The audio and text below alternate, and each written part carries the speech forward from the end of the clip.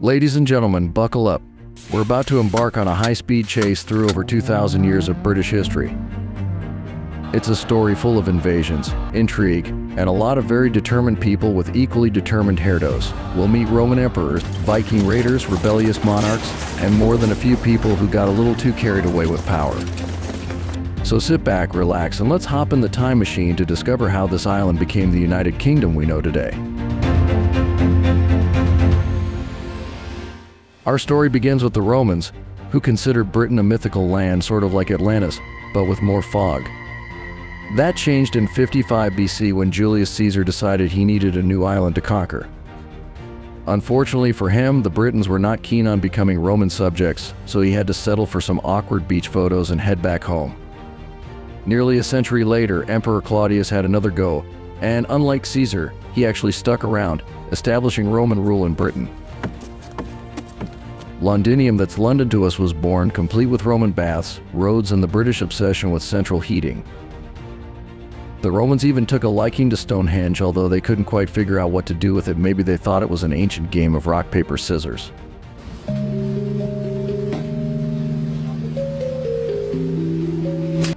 But alas, even the mighty Romans couldn't last forever. By the early 5th century, Rome had bigger problems back home, so they packed up their togas and left, leaving Britain to fend for itself. With the Romans gone, the Anglo-Saxons moved in, bringing with them some fantastic names like Athward the Unready, who shockingly, These tribes established their own kingdoms, and Britain entered what we fondly call the Dark Ages. Not because it was gloomy, although let's be honest, it probably was, but because historical records are a bit sketchy. Just when the Anglo-Saxons were getting comfortable, along came the Vikings. Now, these weren't the horn helmet-wearing warriors you see in movies. Those helmets are a myth. But they were definitely into raiding, pillaging, and setting up shop wherever they landed. In 793, they made their grand entrance by attacking a monastery at Lindisfarne, and from there it was game on. The Vikings carved out their own territories, with York becoming a major Viking stronghold. The Anglo-Saxons weren't too happy about this, so they decided to fight back. Enter Alfred the Great, the king who wasn't just great at ruling but also at burning cakes, though that's probably not on his official resume. In 1066, the Viking era came to a dramatic end at the Battle of Stamford Bridge, where Harold Godwinson defeated Harold Hardrada. But before Harold could even catch his breath, another Harold, it was actually William the Conqueror, showed up from Normandy, changing the course of British history forever.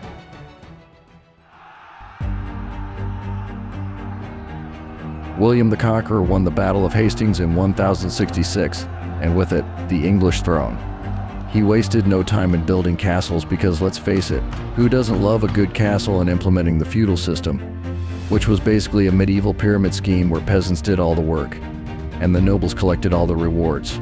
The Normans brought with them French language, culture, and a flair for fashion that even the Anglo-Saxons couldn't resist. The famous Tower of London was built during this time, a place that's seen more bloodshed, intrigue than a season finale Game of Thrones. Skipping ahead, we come to the Plantagenets, a dynasty that gave us the Magna Carta in 1215. This was essentially a medieval complaint letter from the nobles to King John, who by all accounts was not the best at sharing power. The Magna Carta was a big deal because it laid the groundwork for constitutional law, and the idea that even kings couldn't just do whatever they pleased, though many would still try. The medieval period was also home to the 100 Years' War, which, despite the name, lasted 116 years, but who's counting? This was a family feud between England and France that involved a lot of battles, shifting alliances, and Joan of Arc, who wasn't keen on England sticking around in France. Then, just when everyone thought things couldn't get worse, along came the War of the Roses, a civil war between the houses of Lancaster and York. It was like a Shakespearean drama, except with real blood and no intermission. The conflict ended in 1485 when Henry Tudor defeated Richard III at the Battle of Bosworth Field, starting the Tudor dynasty and giving us one of history's most infamous families. The Tudors were a colorful bunch, none more so than Henry VIII, who is probably best known for his 6 wives and his talent for starting new churches. When the Pope refused to annul his marriage, Henry decided to create the Church of England, making him the head honcho of both the state and the church. He also dissolved the monasteries and took their wealth, which made him pretty unpopular with the monks, but very popular with the monks. After Henry's death, his children took turns on the throne, with varying degrees of success. Edward VI was king for a short time before dying young, leaving his half-sisters, Mary I and Elizabeth I, to sort out the mess. Mary, known as Bloody Mary, tried to bring England back to Catholicism with fire and brimstone, literally. She burned over 300 Protestants at the stake, which didn't exactly win hearts and minds. Elizabeth I, on the other hand, brought stability and a golden age of exploration, culture, and most importantly, Shakespeare.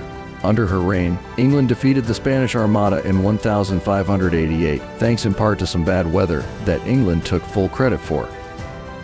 The Tudors were followed by the Stuarts, who had a bit of a rocky relationship with Parliament.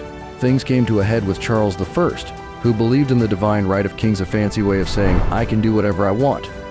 Parliament disagreed, leading to the English Civil War. Spoiler alert, Charles lost his head over it, literally. After a brief experiment with a republic under Oliver Cromwell, who wasn't exactly a bundle of joy, the monarchy was restored with Charles II, who was known for his love of parties, mistresses, and generally undoing everything Cromwell did. The Stuarts ended with Queen Anne, who oversaw the Acts of Union in 1707, creating Great Britain by uniting England and Scotland. They also introduced the practice of constitutional monarchy. A fancy term for the monarch is in charge, but Parliament actually does the work. With the Hanoverian kings came the Georgian era, which was all about elegance, enlightenment, and empire building. Britain was growing richer and more powerful, thanks to trade, industry, and a few questionable overseas adventures. The 18th century saw the rise of the British Empire, with territories stretching from the Americas to India. But it wasn't all tea and crumpets. The American colonies decided they'd had enough of British taxes without representation, leading to the Revolutionary War.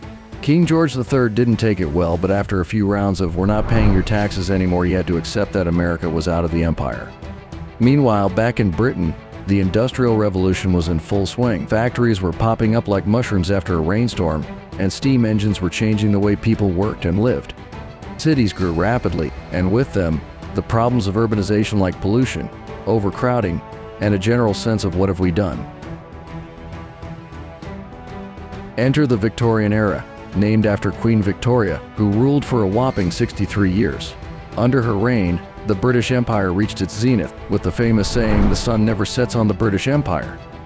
It was a time of great progress, with innovations in science, technology, and culture. Charles Darwin published on the origin of species, while Dickens wrote about the hardships of the poor, and the world was introduced to Sherlock Holmes. The Industrial Revolution continued to transform society, with railways, telegraphs, and factories reshaping the landscape. But the Victorian era wasn't just about progress, it was also about strict social codes, moral uprightness, and a fascination with death. Victorians loved a good funeral, and mourning attire was practically a fashion statement. Despite the grandeur of the empire, the Victorian period wasn't all roses. The Irish potato famine of the 1840s caused mass starvation and emigration, while the working conditions in factories and mines were often horrendous. But the British were nothing if not resilient, and social reforms gradually improved conditions for the working class.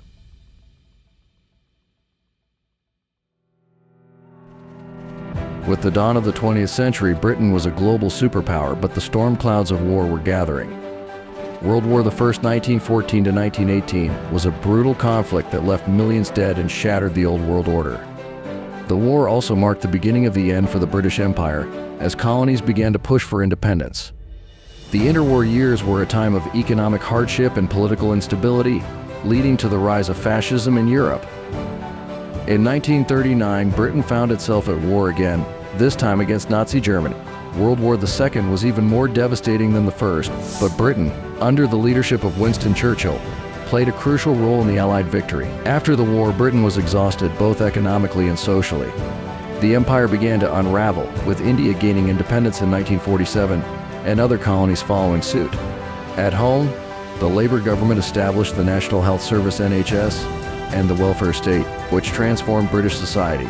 The post-war years were marked by the Cold War, decolonization, and the rise of a new generation. The 1960s brought cultural revolution, with the Beatles, swinging London, and a whole lot of questionable fashion choices. Britain also joined the European Economic Community, which would later become the European Union, a relationship that would prove to be as rocky as any royal marriage. In recent years, Britain has continued to evolve. The 21st century has seen the UK navigate financial crises, wars in the Middle East, and the divisive Brexit vote, which saw the country leave the European Union in 2020. And in 2022, the country bid farewell to Queen Elizabeth II, the longest reigning monarch in British history, marking the end of an era. And there you have it, the entire history of the United Kingdom in just a few minutes.